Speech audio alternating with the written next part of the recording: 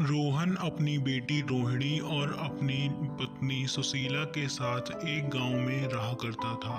रोहन बहुत ज़्यादा ईमानदार व्यक्ति था। रोहन अपने खेतों में मटर की खेती किया करता था और उनको बाजार में बेच दिया करता था। रोहन की पत्नी सुशीला एक सेठ के यहाँ झाड़ू पोछे का काम किया करती थी। एक दिन सुशीला जब रोहन से बात कर रही थी तो रोहन का अचानक बीपी सा डाउन होने लगता है। रोहन को अचानक बेहोशी आ जाती है और वह वहीं गिर जाता है। सुशीला रोहन को लेकर जल्दी ही अस्पताल पहुंच जाती है और उसको अस्पताल में एडमिट भी करवा देती है। माँ देखो ना, पता नहीं रोहन को क्या हो गया है। अब रोहन की तबीयत भी सही नहीं हो रही, डॉक्टर भी मना कर रहा है।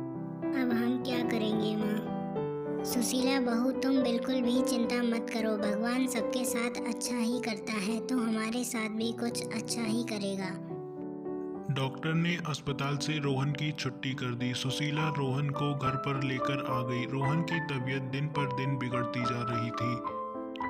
एक दिन ऐसा आ ही गया जिस दिन रोहन को दुनिया छोड़ के जाना पड़ा और अपने तीनों प्रेमी को छोड़कर जाना पड़ा। उसके तीनों घर वाले बहुत ज़्यादा दुखी रहने लगे।